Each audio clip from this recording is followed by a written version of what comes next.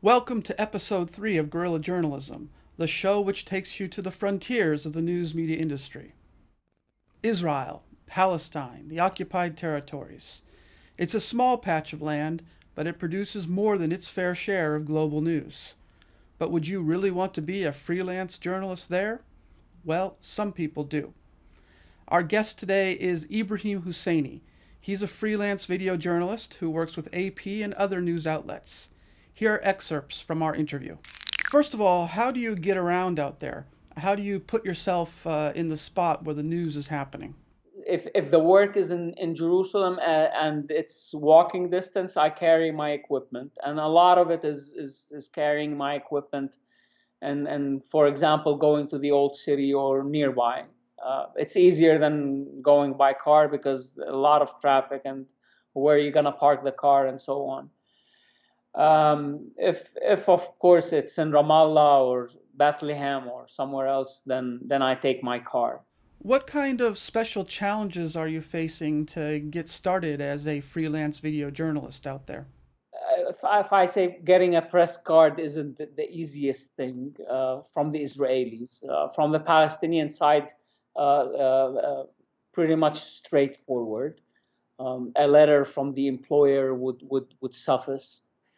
From the Israelis, no. Uh, I had one press card because the AP helped me with that. Now it has expired, so I'm waiting to do an application one more time, and I don't know how long will that take. Isn't it particularly difficult to cover a story, to cover a conflict where there's such strong emotions on all sides? Covering the conflict between the Palestinians and the Israelis, um, there's always this question um, uh, of getting a balanced story.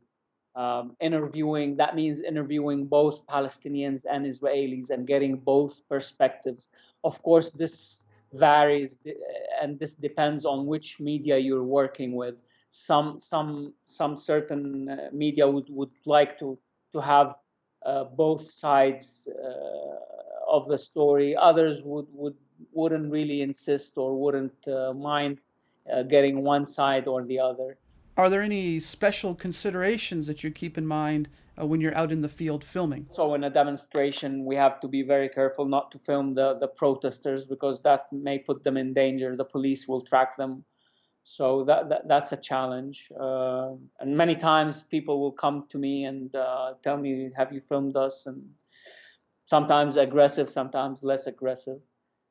Um, Again, it depends on the experience and how confident you are in the field. You have to know how to speak to how to act in this environment in a particular situation. You know what to say, what not to say, what to ask, what not to ask. With so many different views, do you ever get challenged on the accuracy of the reports that you've been making from the field? I've learned from experience now to film what the Israeli police are doing, because many times they will say, for example, that they haven't used live ammunition, and it turns out that they have used live ammunition, and they will keep denying until you show them the tape that, look, this is a guy firing an M16. There's no attachment for a rubber coated bullet. Obviously, covering such a conflict means that you're putting yourself at some physical risk. Do you take any measures to try to reduce the amount of danger that you're facing? I've taken one security risk assessment class a few years ago, but I also gained experience in the field. Though sometimes I don't really follow it. Many people will, for example, let's say you're covering a protest, a demonstration, kids throwing stones at the police. Many of the journalists will choose the police to be on the police side because the chances that they'll get an incoming stone is low. While if you stay with the demonstrators, you're going to get either a live round or a rubber coated bullet, lose an eye or something. I find myself naturally drawn to be among the protesters. filming them from the back. And of course, I will get the tear gas and so on. Sometimes I can't get to the protesters' side. It's just because logistically it's not possible. You're in a zone that is hard to get to. So it's not very safe. Many times you will be in danger. Many times it's just luck that you're not hit. A couple of years ago, there was a big protest here in East Jerusalem, and I got a rubber bullet ricocheting and hitting my thigh. If it had hit my face, I would have been seriously injured. Generally speaking, how are the economic conditions of being a freelance journalist out there? Working as a journalist is barely paying the bills, and I suspect many other journalists have different source of income to help them live. Unless you're a big CNN correspondent or Al Jazeera correspondent, television, that you make $7, $8, $10,000 a month.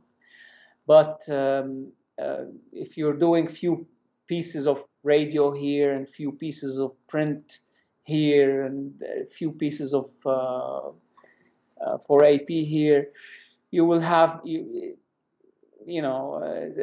not making a lot of money. Okay, so you're facing the prospect of serious injury and you're getting paid very badly for doing so. So, why do you continue being a freelance journalist covering this conflict? I love being in the field. I love to speak to people, to know what's going on. I couldn't do anything else. I have a degree in business, and I have no idea why I obtained this degree. Realizing now I graduated with more than 144 credit hours. The extra hours were in history and political science. But I was just a boy back then when I was in college. I'm very interested in the conflict in history. But more, I just like to know the story. I like to be, I don't want to be in an office, pushing papers and pushing, it's sure it's dangerous, but it's exciting. I think it's an important thing to say the story, to tell the story, whether from an Israeli perspective or a Palestinian perspective. News gathering seems to be becoming an increasingly dangerous profession, for freelancers in particular. Budget cuts mean that people are often operating alone and without optimal equipment. This means that the news which we're getting in our newspapers and online is often coming from people who are taking substantial physical risks on behalf of all of us in order to cover the global story.